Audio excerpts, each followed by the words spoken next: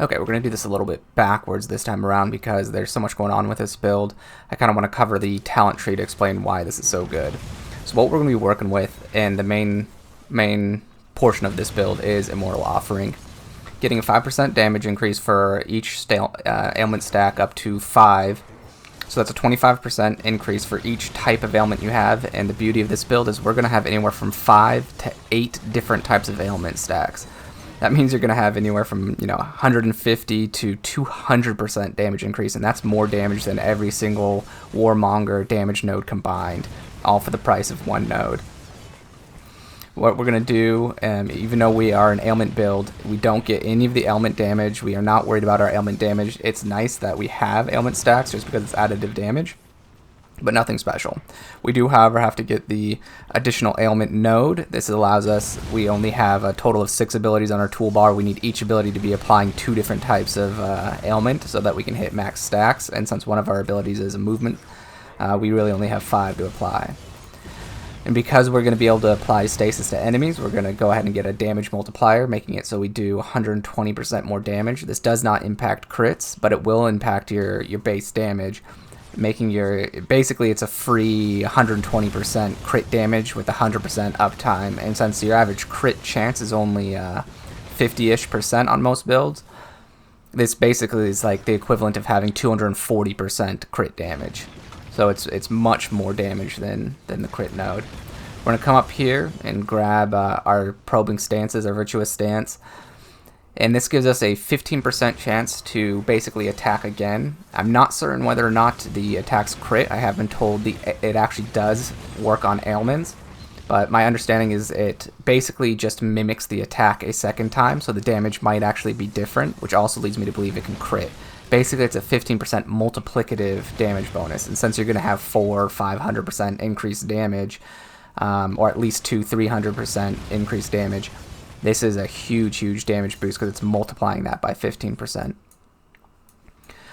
We come through here, we grab all of our resistance nodes. We do need some level of defense, even though we are insane damage. We grab Siegebreaker nodes, so that it doubles the armor resistances on our heavy chest piece and helm. This does mean you need to use a heavy helm and chest piece. You can use any other type of armor for every other slot, but for your helm and chest piece does need to be heavy to get full impact from this. Bunch of resistance nodes over here, some critical damage, health, resistance scores. I do come down here and take the crit chance. I don't do the spell crit chance, but I do get the attack crit chance. This is level 70. Once you get above this, oh, also very important, almost forgot it, life leech, very big. And where I'm going to go from here, from 70 to 75, and you could do this in a different order. In fact, I probably would do this first than this. I'm going to come down here, get the move speed node, damage, attack speed, but what we care about here is 4% life leech on bleeding target. So that's crazy because this is only giving us 4 for 3 points, 3 trees to get all of that. This one is 4 just with a single click. So I'm going to do that. Then I'm going to start getting into a little bit more damages. So I'll probably come up through here, get more crit chance. I really don't care about that much attack speed since we're already stacked so high, but I might grab these since it's only 2. And then I'll grab the melee damage nodes here and here. If I have more points left over, I might go here and here. We should have more than enough resistances and health, so we're going to be fine there, especially with the level of life leech we have. So we might go into more damaging nodes there. But that is the only thing. That's the entire build. This is at currently level 70 with this character. But this will easily scales into 90. I'm clearing level 100 plus mobs without a hiccup. The only reason I'm not clearing even higher mobs is I just haven't unlocked each one. So I'm just going through, slowly unlocking each one. And yeah, I see no signs of stopping. And that is with absolute terrible gear. I just switched over to this, and I'm just putting anything on. However, I do need to go over the gear because it matters. The 2 things that you absolutely have to have is 3 things: is heavy on helm and chest, and you have to have transfer time reduction. You don't have to have it, but you need to it's very, very helpful to have, because what that does is the amount of time it takes for your willpower to become rage and your rage to become willpower is based on that number. And so once you get high enough, and I don't have the gear quite yet, but I've tested it on other characters, that is instant. It just goes full and full, meaning you are constantly full rage, constantly full willpower. Then the last part is you have to pay attention to anything that says plus damage to it. So anything that's like plus damage to spells or attacks, because you can only apply ailments based on the highest damage type on your weapon. So for example, this has toxic damage, 115 toxic damage. That means if I slotted it with sacred damage, it wouldn't do the sacred damage as far as ailment is concerned, because of the toxic damage would be higher than the 22 you would get from that gem. So you have to pay attention to that. So as long as you're in those realms, I do bruiser for everything else. For the health and resistances, I would look for critical chance score, critical chance damage, spell casting speed is very good, max HP is very good. If I was going to get any kind of ailment chance, I would probably try and do it on occult, just because I want to make sure stasis is up all of the time.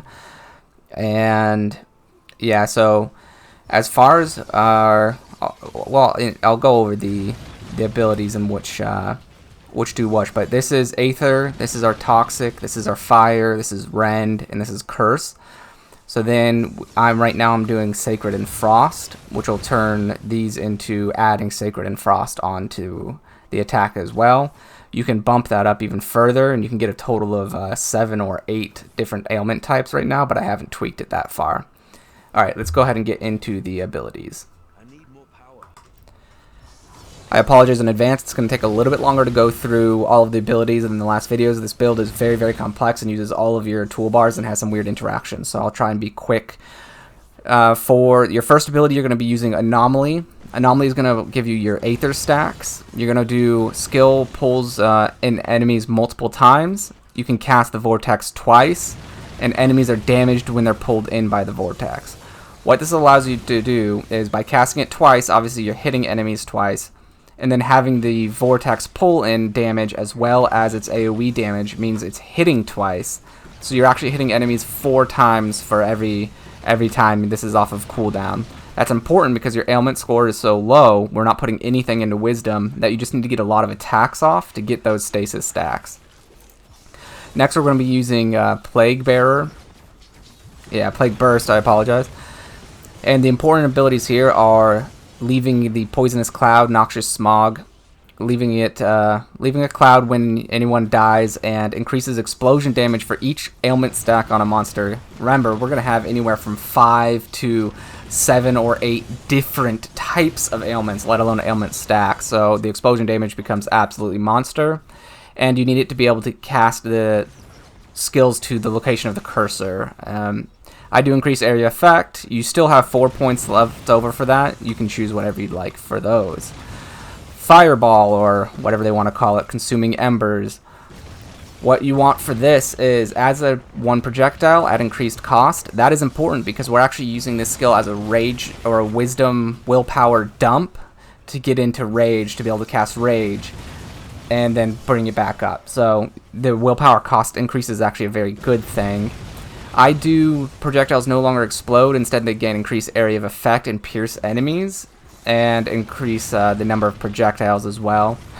This is nice because it's good for just clearing out a lot of trash mobs. Then I do increase area of effect, but really importantly is increase cast speed, because again we're doing a rage dump with this, or a willpower dump.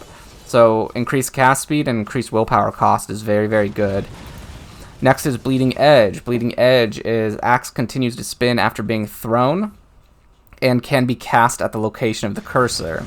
Those are for obvious reasons, because it continues to spin instead of 1 attack. You have more chances to proc your ailments. And increases projectile speed. You get this one over damage because it's actually a higher damage increase for the amount of points it costs, because it takes it from 8 spins to 12 spins, making it effectively a 50% DPS increase on the skill itself, but also a 50% chance to put an ailment on enemies. Then I do Life Leech and increased area effect. Those are optional if you so choose. For your last skill, you can, if you have this unlocked, you can either do Mark of Impurity, and I won't put these on screen just because they're optional, but Mark of Impurity, you can toggle it to have increased or chance to 100% chance to inflict curse on enemies, and then when they die, they spread that curse to everyone else, as well as making everyone more vulnerable to damage. The other option is using Avenger Auto Turret. You would want to put the ability to auto rotate and auto target, as well as doing area of effect damage. This one is better for proccing your ailments, but the vulnerability caused from Mark of Impurity might be better for bosses, but I haven't done enough testing to figure out which one I really like more. I just swap back and forth. Last one is Aether Jump. Aether Jump, we take the ability that completely removes its cooldown and lets you to recast it over and over, doubling its cost each time. And then oddly enough, we also take the ability that reduces its cooldown, which makes no sense, right? It doesn't have a cooldown anymore. The reason you do this is because it has a reset timer, so it costs double each time, but then it resets back to its original cost. By reducing its cooldown, reduces its time to reset. So that's why we do that. We do casting skill removes all crowd control effects and increases movement speed, as well as attack speed, spellcasting speed after using this. I also do reduces willpower cost just because I have 1 point left over. But the movement speed and attack speed and spellcasting speed are very nice for getting around the map and doing a little bit of extra damage. Alright, that's the abilities. So let's go into whatever I have planned for the next segment of this video. Just real quick before we sign off, I'll show you kind of the rotation. If you're just fighting trash mobs, no big deal. Just spam Fireball and then pop in your Bleeding Edge. You're going to be doing like 5 or 6 Fireballs and only 2 or 3 Bleeding Edges. And that'll be your ratio.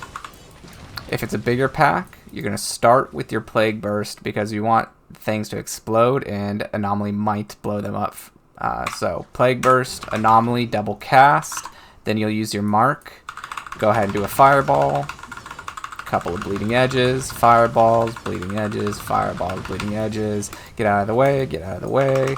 Anomaly, Plague Burst, Bleeding Edges. Takes a little bit to get used to the rotation and all of that, but once you get it down, it actually gets pretty easy. I hope you enjoy carpal tunnel and arthritis, but other than that, it's amazing. Alright, I've been JKPs. Thank y'all. Have a good one.